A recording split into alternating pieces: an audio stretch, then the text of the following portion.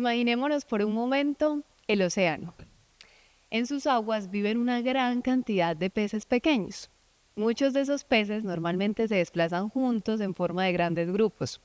Y cuando un pez grande se acerca y los acecha, estos pececitos logran juntarse rápidamente y a pesar de su tamaño individual, logran ahuyentar al predador. Hoy en día, como humanidad, tenemos un pez grande que nos acecha, que es la brecha de financiación de la transición energética. Y bueno, ¿por qué esta brecha es tan importante? Pues resulta, ¿y por qué este pez es tan grande y debería preocuparnos a todos? Porque hoy en día el 75% de las emisiones de dióxido de carbono del planeta se deben a la forma en la que seguimos consumiendo energía. Y a pesar de que hay muchos gobiernos y grandes instituciones que se reúnen constantemente a hablar de las multimillonarias inversiones que se están haciendo en este tema, pues la verdad es que no alcanzan, no son suficientes. E incluso el Banco Mundial estima que tenemos una brecha de más de 2 billones de dólares al año si queremos evitar un desastre climático. ¿Qué hacemos? ¿Nos quedamos esperando a que los grandes lleguen y resuelvan todo? Yo digo que no. ¿Y qué tal si, contrario a eso, en lugar de depender que las soluciones y la riqueza se genere de unos pocos, pudiéramos distribuir esas oportunidades en diferentes personas y diferentes comunidades? Cuando nosotros arrancamos nuestra trayectoria como emprendedores, vimos que ese problema global se veía muy cercano acá en el país, porque, digamos, a pesar de todo el potencial que tenemos, por ejemplo, para energía limpia o para energía solar, la principal barrera para masificarlo era la financiación, ¿cierto? No se contaba con la liquidez. O sea, a pesar que aquí en Colombia tenemos sol casi que todo el día, en diferentes regiones del país, había muchos proyectos que se frenaban, o sea, que no avanzaban porque les faltaba liquidez. Pero en ese camino nos dimos cuenta de algo muy interesante, y era que había una gran cantidad de personas y hay una gran cantidad de inversionistas, no solo nacionales, sino internacionales, que querían invertir o hacer parte de estos proyectos, ¿cierto? Pero digamos que se les dificultaba el acceso o no tenían forma de conectarse con estos proyectos. Y pues de esta manera fue que nosotros desarrollamos una plataforma que permitiera conectar esos proyectos que necesitan financiación con inversionistas que quieran hacer parte de esos proyectos. Y bueno, acá les estoy hablando del plano energético, pero es algo y es una tendencia que estamos viendo en muchos otros sectores: transporte, logística, finanzas, donde estamos viendo que ahorita están empezando a ser parte de la ecuación unos actores que antes no figuraban, ¿cierto? Y mucho de esto pues también es apalancado de diferentes tecnologías. En nuestro caso, por ejemplo, usamos blockchain para permitir que todas las transacciones sean seguras, sean respaldadas, generen confianza y podamos tener como una red descentralizada sin tener que depender de un actor intermediario. Lo que nosotros nos dimos cuenta acá era que el problema no era la financiación, el problema era la falta de conexión. Y hablando de conexión, no solo en Latinoamérica, sino en otras partes del mundo como África, como Asia, hay muchas regiones que además de la financiación tenemos el problema de la falta de infraestructura eléctrica, ¿sí? ¿Y por qué? Porque tradicionalmente hemos estado acostumbrados de que la energía se genera de unas grandes plantas centralizadas que están concentradas en unos puntos específicos de la región y que suministran energía a un montón de kilómetros hacia afuera, ¿cierto?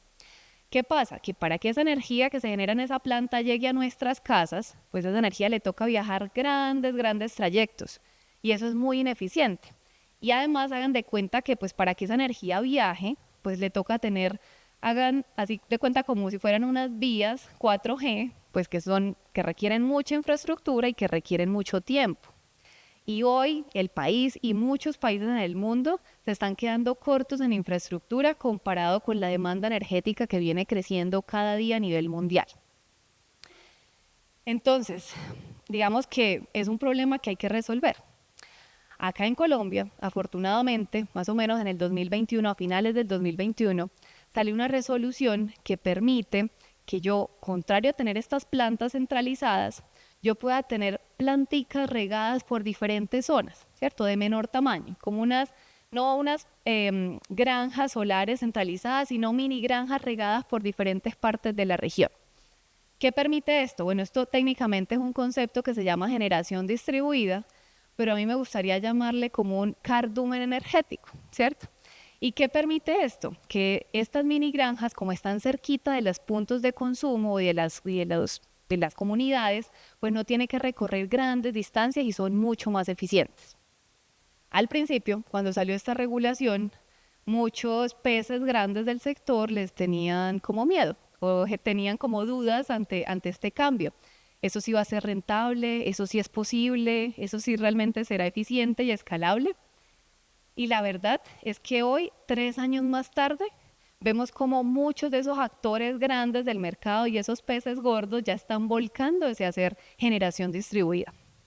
Y eso es algo que no solo está pasando acá en Colombia. En Brasil, por ejemplo, siendo incluso el quinto productor a nivel mundial de energía solar, hace un par de años vimos cómo la generación distribuida superaba la generación centralizada.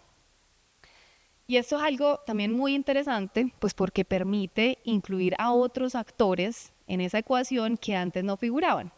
¿Por qué? Porque para yo poder tener una mini granja solar, yo necesito un propietario o necesito un agricultor que tenga una parcelita que de pronto no esté utilizando y que pueda prestarla para hacer ese proyecto. Y de esta manera, entonces yo termino conectando al inversionista que pone la plata para hacer el proyecto, al consumidor que necesita la energía y al propietario que pues ahorita ya también puede generar riqueza poniendo su tierra, ¿cierto?